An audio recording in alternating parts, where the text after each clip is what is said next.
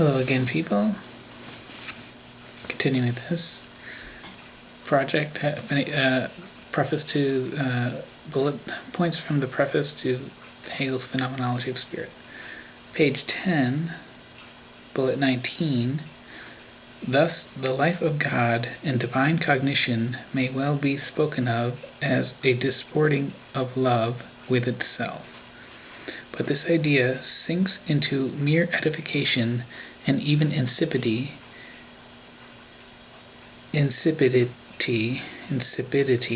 that's a good word, if it lacks the seriousness, the suffering, the patience, and the labor of the negative. In itself, that life is indeed one of untroubled equality and unity with itself, for which otherness and alienation and the overcoming of alienation are not serious matters. But this in itself is abstract universality, in which the nature of the divine life to be for itself, and so to the self-movement of the form, are altogether left out of account. If the form is declared to be the same as the essence, then it is ipso facto a mistake to suppose that cognition can be satisfied with the in itself or the essence, but can get along without the form. That the absolute principle or absolute intuition makes the working out of the former or the development of the latter superfluous. Just because the form is an essential to the essence as the essence is to itself, just because the form is as essential to the essence as the essence is to itself, the divine essence is not to be conceived and expressed merely as essence, i.e., as immediate substance or pure self-contemplation of the divine, but likewise as form, and in the whole wealth of the developed form. Only then is it conceived and expressed as an actuality. Okay, I'm going to skip ahead to page 14. Bullet 25. That the true is actual only as system, or that substance is essentially subject, is expressed in the representation of the Absolute as Spirit, the most sublime notion and the one which belongs to the modern age and its religion. The spiritual alone is the actual. It is essence, or that which has being in itself. It is that which relates itself to itself and is determinate. It is other being and being for self, and in this determinateness, or in its self-externality, abides within itself, and, in other words, it is in and for itself. But this being in and for itself is at first only for us, or in itself. It is spiritual substance. It must also be for itself. It must be the knowledge of the spiritual and the knowledge of itself as spirit, i.e., it must be an object to itself, but just as immediately a sublated object, reflected into itself. It is for itself, only for us, insofar as its spiritual content is generated by itself. But insofar as it is also for itself, for its own self, this self-generation, the pure notion, is for it the objective element in which it has its existence. And it is in this way, in this existence for itself, an object reflected into itself. The spirit that, so developed, knows itself as spirit is science. Science is its actuality and the realm which it builds for itself in its own element. I want to go right on to bullet 26, so this video might be a little long. Bullet 26. Pure self-recognition in absolute otherness. This ether, as such, is the ground and soil of science or knowledge in general. The beginning of philosophy presupposes or requires that consciousness should dwell in this element. But this element itself achieves its own perfection and transparency only through the movement of its being, of its becoming.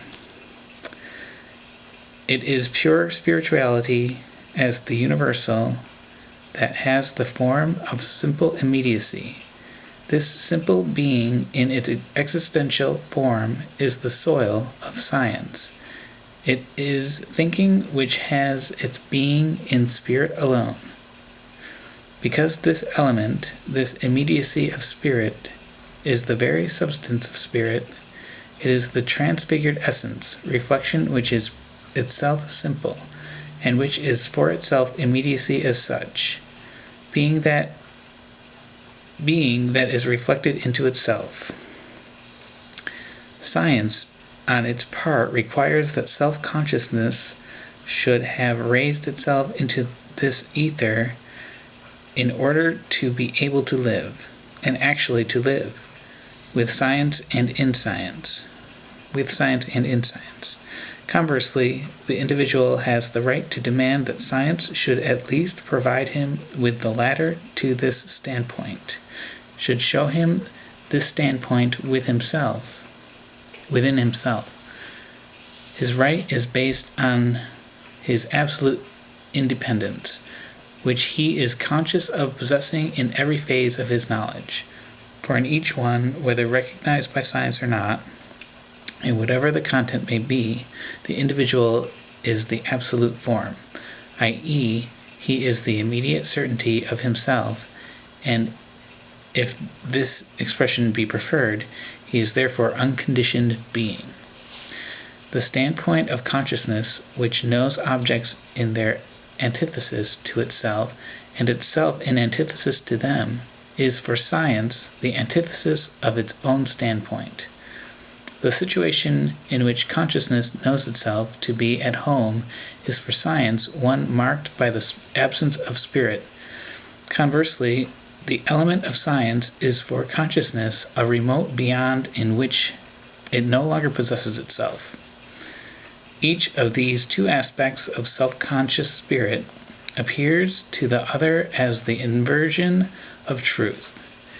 When natural consciousness entrusts itself straightway to science, it makes an attempt, induced by it knows not what, to walk on its head too, just this once.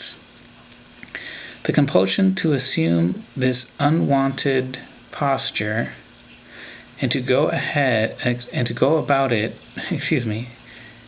about in it is a violence it is expected to do to itself, all unprepared and seemingly without necessity.